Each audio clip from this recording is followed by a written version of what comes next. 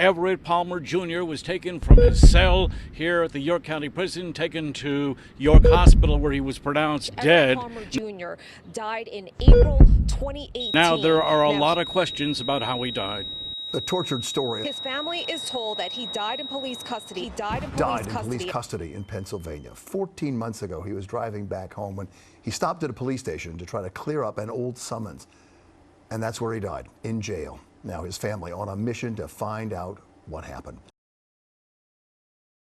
After 2 days. After 2 days, his family get a phone call being told that he died. Incident, quote, following an excited state. The York County Prison. And that he hit his head on the cell door. He hit his head on the cell door. The tortured story. And was restrained. Of a family in Queens trying to figure out how and why their son and their brother, an Army veteran, died in police custody in Pennsylvania. 14 months ago, he was driving back home when he stopped at a police station to try to clear up an old summons. And that's where he died, in jail. Now his family on a mission to find out He died in custody. I haven't seen a case with more unanswered questions than this. After 2 days, his family get a phone call being told that he died. An Army veteran. The most frustrating part is my son being murdered and no longer being in our lives. How he was murdered and not having any answers. Now his body was returned to his family, but they noticed a few things. Missing organs. Organs were removed. His heartbroken mother believes there's more to all of this. They say the coroner has ruled out death from natural causes and suicide, but the cause of death remains inconclusive. They do have an autopsy report which suggests Palmer was somehow high on meth, even after 2 days in jail, and needed to be restrained. As for the manner of death, that's still undetermined. Yes, the family got the body back with his throat missing. Family attorney Lee Merritt says the Palmers have waited long enough. The coroner says the Palmer family won't be getting those answers anytime soon. The heart. They removed his heart. Throat. They removed his throat. And the brain. They removed his brain.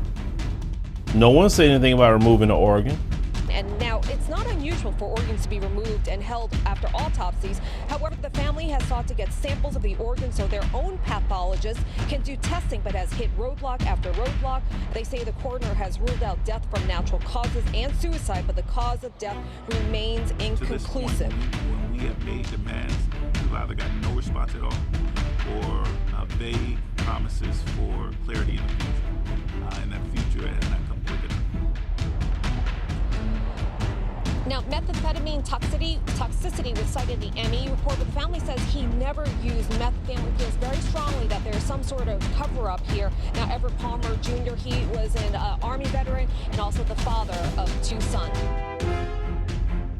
It's devastating. Our family is devastated. But after all this time, Dwayne Palmer is no closer to an answer, no closer to knowing what happened to his brother Everett. You vacillate between depression, anger, for quest and thirst for information. 41-year-old Everett Palmer was a Queens-born father of 2, an Army vet. On April 7th of last year, he presented himself to the police in Lancaster, Pennsylvania, on a warrant for a past drunk driving case. They arrested him on the spot. Where's the narrative? When are you going to tell this family who's been waiting for 14 months what actually happened? They're not looking for someone to blame. They're looking for answers. But justice in central Pennsylvania, she says, will not be rushed. We're in an era where people see a TV show and they think it's solved in an hour and they think that's how this works, but this is not how this works. My mom had 5 children. She now has 4 children. And we have no credible explanation as to why her second child, Everett Palmer Jr., is no longer with us. The district attorney in York County, Pennsylvania, has jurisdiction over this case. His office told me tonight they'd have no comment because of an active investigation. But 14 months into that investigation, Everett Palmer's family wonders how much longer they'll have to wait.